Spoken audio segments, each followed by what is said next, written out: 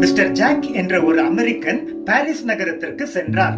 அவர் மனைவிக்கு ஏதாவது பரிசு வாங்கி செல்ல வேண்டும் என்று நினைத்து ஒரு முத்து மெட்டல் பாக்ஸை வாங்கினார்.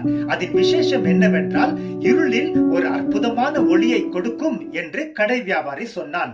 மிஸ்டர் ஜாக் அமெரிக்கா திரும்பி வீடு சென்ற பின்பு குடும்பத்துடன் டின்னர் சாப்பிட்ட பிறகு லைட் ஆஃப் பண்ணும்படியாக சொன்னார். இருளில் அவர் அந்த முத்து மெட்டல் பாக்ஸை அவரது மனைவிக்கு வழங்கினார். அதை அவர்கள் பார்த்தபோது அது இருளை போல கருப்பாக இருந்தது. என்னை அந்த கடை வியாபாரி ஏமாற்றி விட்டான் என்று மிஸ்டர் ஜாக் சொல்லி அந்த மெட்டல் பாக்ஸை ஒரு பக்கமாக எறிந்தார். மறுநாள் காலை மிஸ்டர் ஜாக் வேலைக்கு சென்றார். அவர் மனைவி சற்று ஆர்வத்துடன் அந்த மெட்டல் பாக்ஸை எடுத்து கவனத்துடன் பார்த்தபோது பிரெஞ்சு மொழியில் சில வார்த்தைகள் எழுதியிருப்பதை கவனித்தாள். அதை அவள் ஃப்ரெண்டிடம் கொண்டு போனாள். ஃப்ரெண்டின் வீட்டில் பிரெஞ்சு மொழி அறிந்த ஒரு பணிப்பெண் பாக்ஸின் மீது எழுதியிருந்த வரிகளை மொழிபெயர்த்தாள். மிஸ்டர் ஜாக் இரவு வீடு திரும்பினார். உணவு எடுத்துக்கொண்ட பின் திடீரென்று லைட்ஸ் ஆஃப் ஆகிவிட்டது. மனைவி மெட்டல் பாக்ஸை திறந்த போது பெட்டி முழுவதும் பிரகாசமாக இருந்தது. முத்துவிலிருந்து பிரகாசமான ஒளி வெளிப்பட்டது. மிஸ்டர் ஜாக் அவரது மனைவி ரகசியத்தை கண்டுபிடித்தாள்.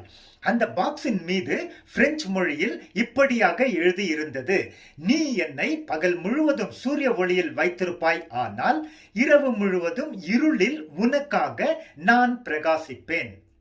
பிரியமானவரே, இந்த சம்பவத்தை பார்க்கும்போது நீங்கள் உலகத்திற்கு வெளிச்சமாக இருக்கிறீர்கள் என்று மத்தேயு 5:14 நம்மை குறித்து ஆண்டவராகிய இயேசு கிறிஸ்து அறிவித்தது நினைவில் வருகிறது.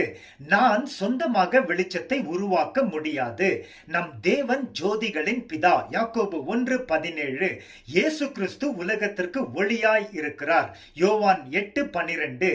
தேவனுடைய சத்தியவேத வசனங்கள் நமக்கு வெளிச்சத்தை கொடுக்கிறது. சங்கீதம் 119:105.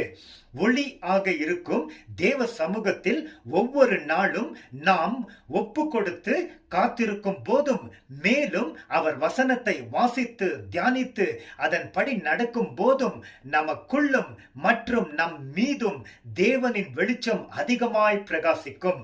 மனிதர்கள் உங்களுடைய நற்செயல்களை கண்டு பரலோகத்தில் இருக்கிற உங்களுடைய பிதாவை மகிமைப்படுத்தும்படி உங்களுடைய வெளிச்சம் அவர்களுக்கு முன்பாக பிரகாசிக்க கடவது என்று இயேசு அறிவித்தார்.